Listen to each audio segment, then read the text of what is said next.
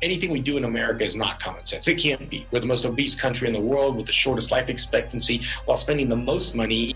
The reason our kids are likely going to live shorter lives than we are is because of the obesity epidemic. What's happened is that our ever-industrious, creative, imaginative food industry got busy in the laboratories and came up with hyper-palatable foods.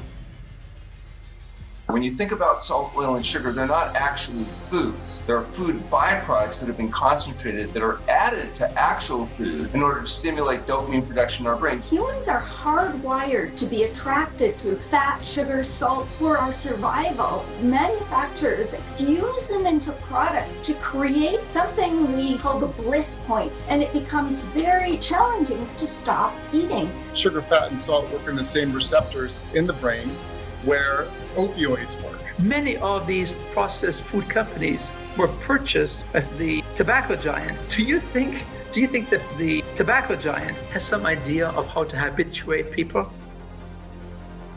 Body fat takes hormones that come through it and converts them. It's an active chemical factory. For a woman, having too much estrogen can be linked to breast cancer. Stop kidding yourself that eating this stuff doesn't have profound effects inside our body. This massive fat releases inflammatory cytokine. Biologically, obesity is not a state of health. Obesity is a state of inflammation. There's a lot of conditions that are conclusively linked to excess body weight. Back pain and blood pressure, cancer, diabetes, arthritis, infertility, heart disease, and I could go on and on. And when you eat these processed foods and you have dopamine insensitivity, it makes you more likely to become depressed. 100 years ago, 1 in 100 Americans are mentally ill, and now it's 1 in 5 Americans.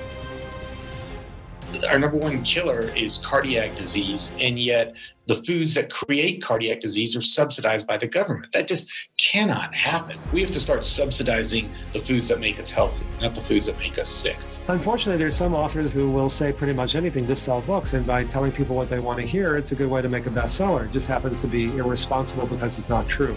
In medical school, doctors learn what we will get reimbursed for later on. In medical school, we get about 4 hours or so of actual nutrition education. We've been told a lie for many, many years, and that lie is being perpetuated. There has to be a paradigm shift. People always try to lose weight by exercising more, eating less, and starving themselves. That's the exact opposite of what you should do. So a lot of us beat ourselves up because we think, well, it must be us. The problem is us. We don't have to feel ashamed or hide because it's not us, it's the food. Oftentimes people believe that their DNA is their destiny, that they're destined to be obese. And study after study is continually telling us that our DNA is not our destiny, that when people make dramatic lifestyle changes, that these things play a role in our epigenetics and begin to transform our body from the inside out. We found in just 3 months over 500 genes were changed, turning on the good genes, turning off the bad genes, turning off the genes that cause weight gain, chronic inflammation, oxidative stress, and so on. And when you change the type of food, you can eat whenever you're hungry, you can eat until you're full, and you can still lose weight and keep it off. You can't write anybody off. You never know what people have inside of them. And we're begging you, just make this journey.